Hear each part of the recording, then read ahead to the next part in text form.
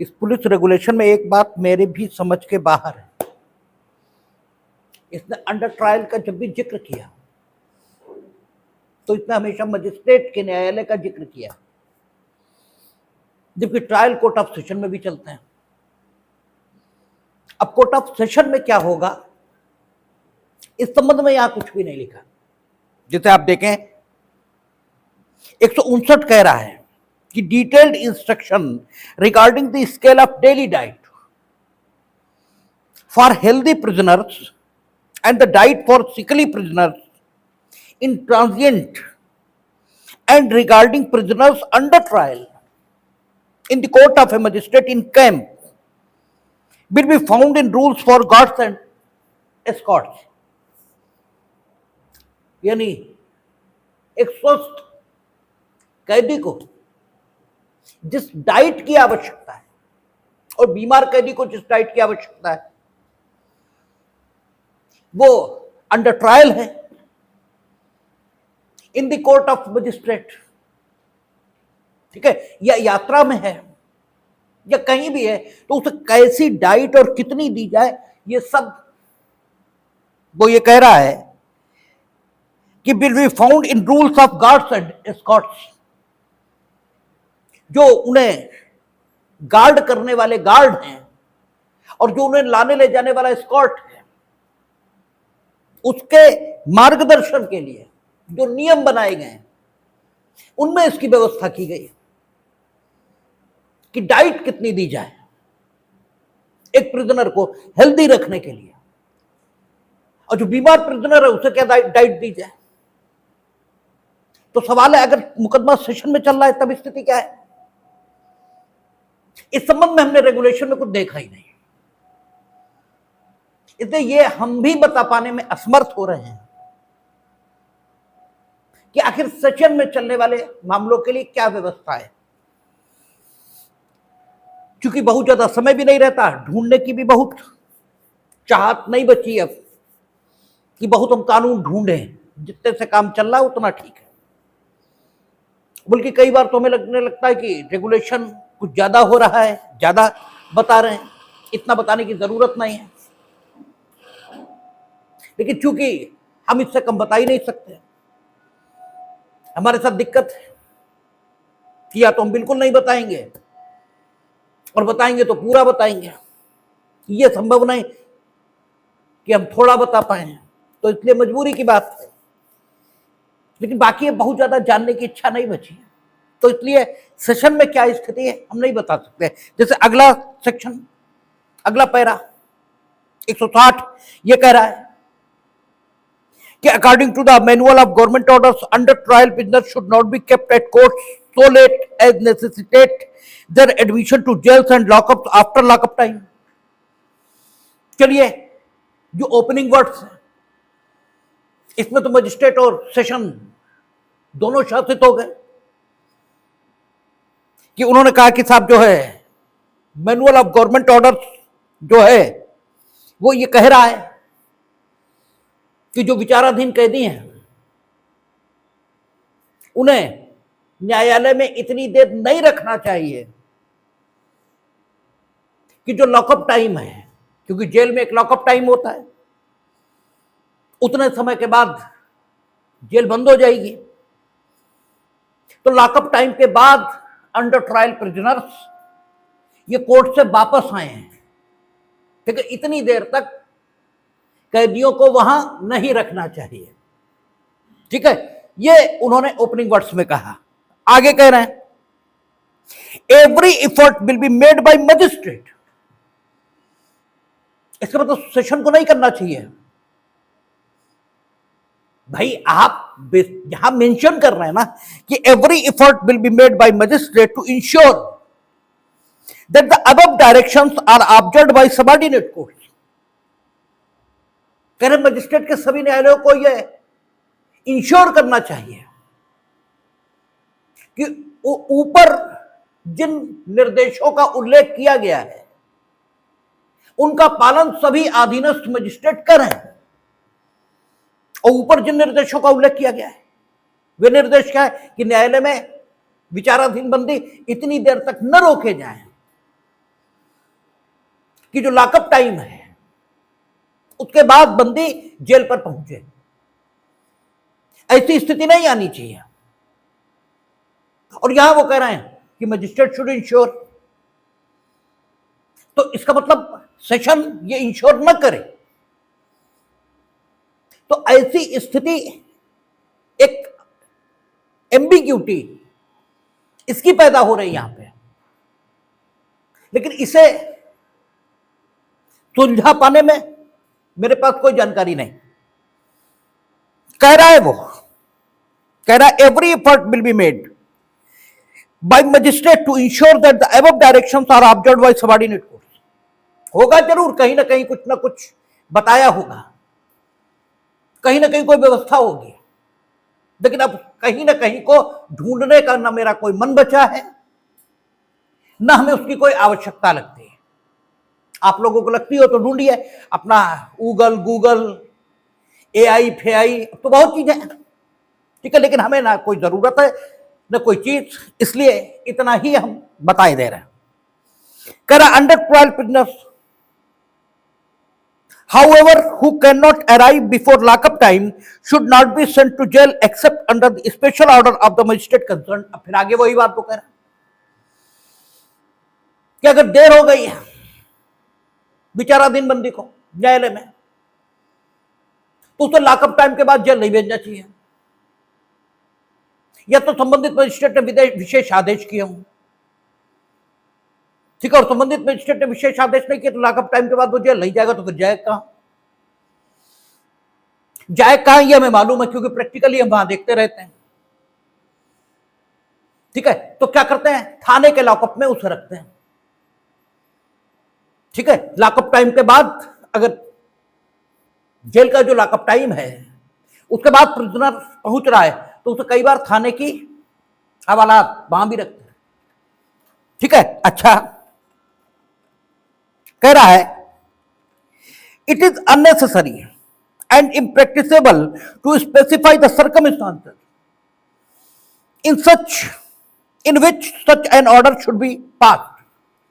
ये कह रहा है ना कि लॉकअप टाइम के बाद अंडर ट्रायल प्रिजनर को जेल नहीं भेजा जाना चाहिए, सिवाय उन दशाओं के जब मजिस्ट्रेट ने स्पेशल ऑर्डर पास किया हो। तो मजिस्ट्रेट ने स्पेशल ऑर्डर पास किए हो तो बंदी को लॉकअप टाइम के बाद भी जेल में भेजा जा सकता है। तो मजिस्ट्रेट को किन परिस्थितियों में स्पेशल ऑर्डर करने चाहिए और किन परिस्थितियों में नहीं करने चाहिए, यह सवाल खड़ा हो रहा है। तो इसके संबंध में 160 कह रहा है कि इट इज अननेसेसरी एंड इम्प्रैक्टिसेबल, यह अनावश्यक है और अव्यवहारिक भी है कि उन परिस्थितियों को बताया जाए जिनमें मजिस्ट्रेट को यह आदेश करना चाहिए। आगे कहेगा the question for consideration in each case will be whether there are circumstances which render it undesirable in the interest of justice or security of that prisoner should remain in police custody। वो magistrate के विवेकाधिकार को शासित करने के लिए सिर्फ एक कसौटी यहां बताई गई, और वो कसौटी क्या कि मजिस्ट्रेट को यह ध्यान में रखना चाहिए कि अगर पुलिस अभिरक्षा क्या है, प्रिजनर की सुरक्षा, इसे ध्यान में रखकर या अन्य किसी न्यायोचित कारण के कारण अनावश्यक प्रतीत होती हो तो जेल के लॉकअप टाइम के बाद भी उसे जेल भेजने के आदेश उसे देने चाहिए। इन नॉर्मल सिचुएशन नहीं देना चाहिए। तो इससे मेरी बात प्रमाणित हुई कि जब लॉकअप टाइम के बाद जेल नहीं भेजते तो कहां रहता, थाने की हवालात में, थाने के हवालात में तो कहां है, पुलिस कस्टडी में, ठीक है। तो ये यहां लिखा है, लेकिन सेशन में पोजीशन क्या रहेगी, हालांकि सेशन में भी यही रहती है, क्योंकि हमारे यहाँ एक सब इंस्पेक्टर साहब थे, वो लखनऊ जेल में बंद थे क्योंकि वो पुलिस मुठभेड़ का मामला होगा, सजा हो गई। और वो हमारे यहाँ एक मुकदमे में इन्वेस्टिगेशन ऑफिसर ये भी थे, तो जेल से तलब होते थे, लखनऊ जेल से यहां गवाही के लिए आते थे। कई बार ऐसा हुआ कि लेट हो गया मसला, ठीक है, तो पुलिस लॉकअप में यही रखे। लेकिन ये यहां लिखा नहीं है, शब्द प्रयोग यहां मजिस्ट्रेट है, सेशन लिखा नहीं है, लेकिन होता सेशन में भी ऐसा ही है, ठीक है। ये प्रैक्टिस से बता, अब कैसे होता है, क्यों होता है, किस कानून के आधार पर होता है, ये ढूंढना मेरी रुचि का विषय नहीं बचा, नाम ढूंढेंगे, ठीक है, आपको ढूंढिए, ठीक है। आगे कहता है, as to the existence or otherwise of such circumstances the magistrate concern must exercise his own discretion subject to the general control and supervision of district magistrate. अब ये और हमारे लिए समस्या है, ये रेगुलेशन है, रेगुलेशन एक्ट के आधार पर बना है, और जो पुलिस एक्ट में आप मजिस्ट्रेट की परिभाषा देखेंगे तो वहां लिखा है कि मजिस्ट्रेट से अर्थ है जिले के अंदर मजिस्ट्रेट की शक्तियों का प्रयोग करने वाला कोई भी व्यक्ति, और जिले का मजिस्ट्रेट, इसका अर्थ बताया है कि जिला मजिस्ट्रेट। अब यहां क्या अर्थ हम ले, कह रहा है as to the existence or otherwise of circumstances the magistrate concern must exercise his own discretion subject to the general control and supervision of the district magistrate. अब ट्रायल, अंडर ट्रायल जो प्रिजनर है उसके संबंध में अधिकारिता वर्तमान में न्यायिक मजिस्ट्रेट की है, और न्यायिक मजिस्ट्रेट पर जिला मजिस्ट्रेट की किसी प्रकार की कोई अधिकारिता नहीं है। न्यायिक मजिस्ट्रेट सीधे सेशन जज के साधारण नियंत्रण में है। यहां वो कह रहे हैं कि मजिस्ट्रेट अपने डिस्क्रिशन को इस्तेमाल करने के लिए स्वतंत्र है, लेकिन उसे अपने डिस्क्रिशन को जिला मजिस्ट्रेट के साधारण नियंत्रण में प्रयोग करना चाहिए। कौन सा डिस्क्रिशन, जो वो अंडर ट्रायल प्रिजनर को जेल के लॉकअप टाइम के बाद जेल में भेजने के लिए पारित आदेशों के संदर्भ में प्रयोग कर रहा है। अब ये क्या बात है, कैसे है, मेरी समझ के परे है और ना मुझे मालूम है, ठीक है। तो लिखा जो है बस वो बताया जा सकता है। आगे कहता है, the inspector general of prison has issued instruction to all jail superintendent to arrange for the admission of under trial prisoner to jail after lockup time. जो कारागार के उप महानिरीक्षक एंड डीआईजी जेल हैं, कह रहा है कि उन्होंने सभी जेल अधीक्षकों को ये आदेश दे रखे हैं कि अगर जेल के लॉकअप टाइम के बाद कोई आए तो उसे भी जेल में ले लें। तो फिर पीछे की ये सब बातें क्यों, ठीक है, जब दे ही रखे तो बात ही खत्म है। लेकिन चलिए हम एक जस्टिफिकेशन मान लेते हैं कि ऑर्डर एक्सेप्शनल सर्कमस्टांसेस के लिए है। इन नॉर्मल कोशिश ये होनी चाहिए कि लॉकअप टाइम के बाद वहां ना जाए, ठीक है। तो भी ये मजिस्ट्रेट के आदेश, सेशन का मामला और डिस्ट्रिक्ट मजिस्ट्रेट का जनरल कंट्रोल, ये तब भी समझ के बाहर ही रह जाता है। ये कैसे है, क्या है, अपनी समझ के बाहर है। अच्छा, आगे कह रहा है, provided that the necessary warrant, अच्छा, under trial prisoner to jail lockup time provided that the necessary warrant to produce at the jail gate. वो कह रहा है कि डीआईजी जेल ने ये आदेश जरूर दे रखे हैं कि लॉकअप टाइम के बाद भी जो अंडर ट्रायल प्रिजनर्स हैं उन्हें जेल में ले लिया जाए, लेकिन तब जबकि जेल गेट पर वारंट प्रस्तुत किया जाए, ठीक है, क्योंकि वारंट ही अधिकार पत्र है किसी को कस्टडी में रखने के लिए। और ये वारंट कहां कहां जारी होता है, सीआरपीसी हम लोगों ने पढ़ी है। सबसे पहले 167, फिर 209 और फिर 309। ठीक है, अन्वेषण समाप्त नहीं हुआ है तो 167 पे अभिरक्षा निर्धारित करेंगे और अभिरक्षा निर्धारित की गई है मजिस्ट्रेट के द्वारा। इसको जो प्रदर्शित करेगा वही कस्टडी वारंट कहा जाता है। अन्वेषण समाप्त हो गया, विचारण शुरू नहीं है, तब 209 इसका कस्टडी वारंट बनेगा। अब विचारण प्रारंभ हो गया तो 309 का वारंट बनेगा। तो कह रहा है कि जेल गेट पे वारंट प्रस्तुत किया जाए, तो लॉकअप टाइम के बाद भी ले लेंगे। ठीक है, और ये रोज होता है वहां कोशिश चलती है कि जल्दी चले जाएं लॉकअप टाइम से पूर्व, लेकिन नहीं जा रहे।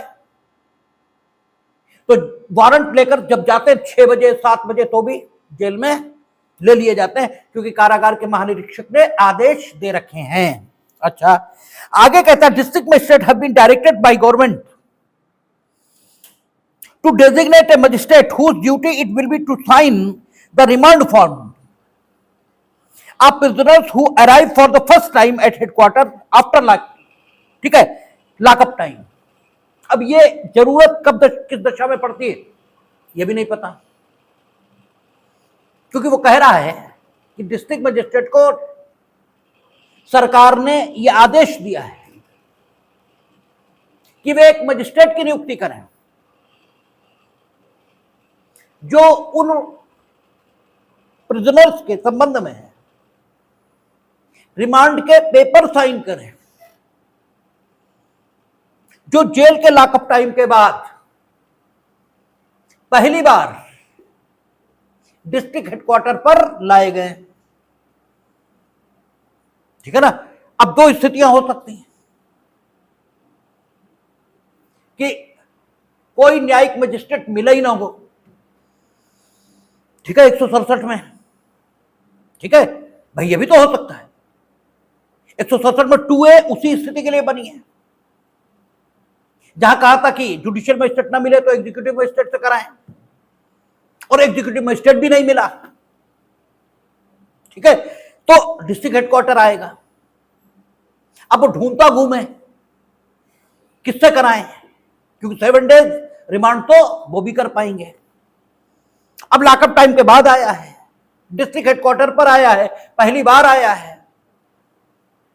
न्यायिक मजिस्ट्रेट मिल नहीं रहा, तो उसके लिए संभवतः यह व्यवस्था की गई है। हम संभवतः शब्द का प्रयोग कर रहे हैं क्योंकि और कोई स्थिति मेरी समझ में नहीं आ रही है। ठीक है, यही एक स्थिति समझ में आ रही कि इसके लिए 160 में यह व्यवस्था की गई है। आगे 161 कह रहा है कि officer in charge of police station will be held personally responsible that lunatics or persons suspected to be such are never in any circumstances confined in cells with other persons। उन्होंने कहा पागल या वे व्यक्ति जिन पर पागल होने का शक है, ऐसे किन्हीं भी व्यक्तियों को सामान्य व्यक्तियों के साथ सेल में यानी हवालात में नहीं रखा जाना चाहिए। ठीक है, और इसके लिए officer in charge of the police station personally liable होंगे। उन्हें व्यक्तिगत रूप से यह सुनिश्चित करना चाहिए कि इस प्रकार के व्यक्ति सामान्य व्यक्तियों के साथ न रहें। आगे कहता एज ए रूल, ठीक है, minor girls specially those termed as strayed should not be kept in the custody of the police. Minor girls और वे जो स्ट्रेट का हिंदी वर्जन होता है बदचलन कहते हैं, या पथभ्रष्ट कर लीजिए, आवारा कह लो, आवारा शब्द थोड़ा ठीक नहीं है। ठीक है, इस प्रकार की जो लड़कियां हैं स्पेशली, उन्होंने कहा as a rule minor girls specially those, ठीक है, termed as straight should not be kept in the custody of the police. अब यहां पुलिस से क्या तात्पर्य है, यह समस्या पैदा हो रही है। ठीक है, महिला थाना है तो फिर क्या दिक्कत है? ठीक है, और आज की डेट पर तो महिला थाना भेज भी देते हैं। ठीक है, रात में नहीं रखते पुरुषों थाने में, महिला थाना भेज देते हैं। लेकिन संभवतः जो रेगुलेशन जब बने होंगे तब होगा ही नहीं, इसलिए उन्होंने कहा should not be kept in the custody of the police in all cases where a hospital or dispensary with female accommodations exists. Such girls should be made over to the hospital authorities as dieted patients. जहां भी अस्पताल या dispensary है with female accommodation, महिलाओं के हेतु सुविधा जहां पर है और अस्पताल या डिस्पेंसरी है, वहां उन्हें रखा जाएगा ऐसे मानो वे ऐसे रोगी हैं जिन्हें भोजन की सुविधा उपलब्ध है, ऐसे रखा जाएगा। नहीं तो खाना ही नहीं देंगे, खाली रखेंगे। ठीक है, the period for which it will be necessary for the dispensary to keep such girls will not exceed 15 days, save with the consent of the district board concern. यानी जो अब तो जिला बोर्ड कहीं है ही नहीं, अब तो जिला पंचायत है, अब तो जिला परिषद कहां है, अब तो जिला पंचायत है।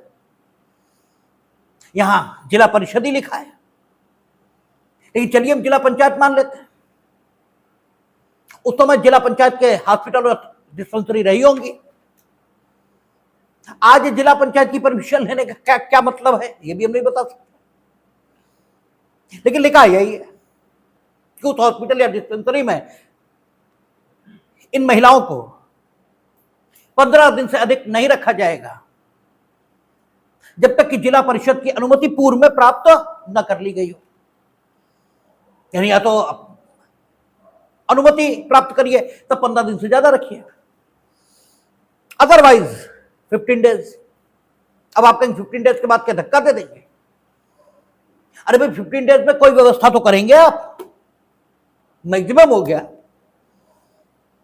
ठीक है, आप जुडिशियल कस्टडी में भेजो, ठीक है, सुधारालय भेजो, कहीं भी भेजो, वहीं थोड़ी रहेंगे। मरीज आ जाएगा तो क्या मरीज को भगा देंगे?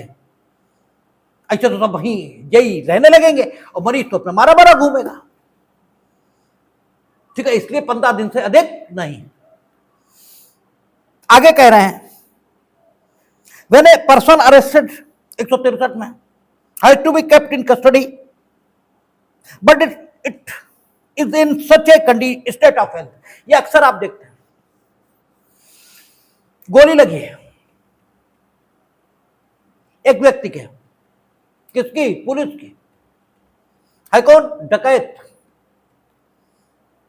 ठीक है, तो क्या करते हैं? अस्पताल में ही गिरफ्तार रहता है। वो पिक्चरों में खूब दिखाते हैं, बाहर पुलिस वाला बैठा है, फिर वो कूद के भाग गए। ठीक है, तो क्यों 163 कह रहा है? कह रहा वेयर ए पर्सन अरेस्टेड, यानी अरेस्टेड पर्सन है, सामान्य व्यक्ति नहीं, गिरफ्तार हो चुका है। तो गिरफ्तारी करने के लिए व्यक्ति का स्वस्थ होना जरूरी नहीं है। भाई 46 तो यही कह रहा कि अगर व्यक्ति ने मन वचन कर्म से अपने को समर्पित कर दिया है तब तो आप छुएंगे भी नहीं, ना उसे परिरुद्ध करेंगे। छूने और परिरुद्ध करने की तो आपको इजाजत ही तब है जब उसने मन वचन कर्म से अपने को समर्पित न किया हो। ठीक है, तो पर्सन को अरेस्ट करने के लिए उसका स्वस्थ होना ये तो कोई आवश्यक शर्त है नहीं। इसलिए वो कह रहा है कि when a person arrested has to be kept in custody. अब जब अरेस्ट आपने कर लिया तो आपकी कस्टडी में तो आ ही गया, आपकी कस्टडी में आ गया, मीनिंग देयर नाउ यू, ठीक है, it is you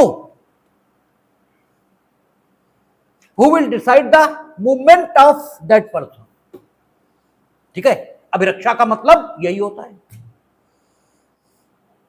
when a person arrested has to be kept in custody but is in such a state of health that he cannot be moved without serious risk to himself or to others. The officer in charge, the officer making the arrest must make suitable arrangements to keep him in custody where he is. जहां भी है वहीं उसकी custody है। इसके लिए proper प्रबंध किए जाएंगे। आपने उसे अरेस्ट किया है और he is unable to move, या आप प्रॉपर रिस्क उठाए बिना, जब तक प्रॉपर रिस्क आप नहीं उठा रहे तब तक उसका मूवमेंट आप नहीं करवा सकते, तो आप वहीं उसी स्थान पर उसे रखेंगे। ये समस्याएं कई बार आती हैं, ठीक है, कि कहां ले जाएं, कैसे करें, क्या करें। एक बार ये स्थिति आ रही थी, 167 कह रही कि मजिस्ट्रेट के समक्ष प्रस्तुत करो,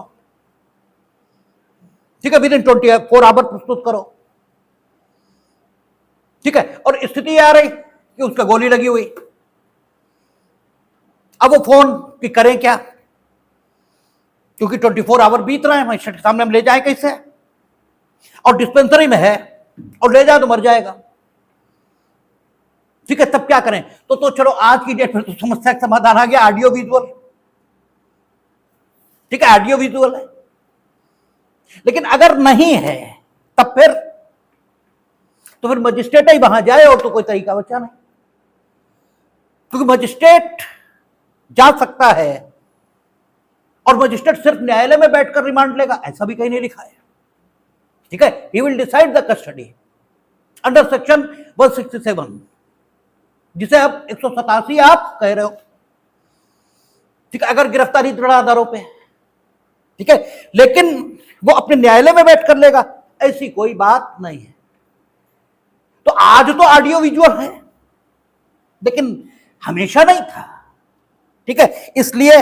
और 163 ये कह रहा है कि आप वहीं उसे रखेंगे, लेकिन सवाल यह कि 50 अगर 24 घंटे बीत रहे हैं तब स्थिति क्या बनेगी, तब तो लाना ही पड़ेगा, इसके अलावा तो कोई चारा है नहीं, अन्यथा तो कस्टडी इलीगल होगी, ठीक है। तो आज ये स्थिति है, अदरवाइज तो वो जो पुलिस ऑफिसर थे वो बोले मजिस्ट्रेट आएंगे ही नहीं तो हम क्या कर लेंगे। तो हमने कहा तुम क्या पागल आगर हो, 437 तुम्हारे पास शक्तियां नहीं है, दे दो जमानत दे दो, ठीक है। फिर ये भी तो है भाई, अगर डेथ और वो है लाइफ इंप्रिजनमेंट, तभी तो नहीं दे रहे हो, नहीं तभी तो नहीं दे पाओगे। और अगर वो भी है, लिखो ही मत। अरे भाई, हमें जब एविडेंस मिलेगा डेथ और लाइफ इंप्रिजनमेंट का तभी तो करेंगे, इतने बयानी मत लिखो सीडी। लेकिन ये काम चलाऊ तरीके हैं, ठीक है ना, काम चलाऊ तरीके, लिखो ही मत उतना और खुद ही दे दो वहीं बैठ के, देखा जाएगा बाद में, ठीक है। तो ये स्थितियां हैं।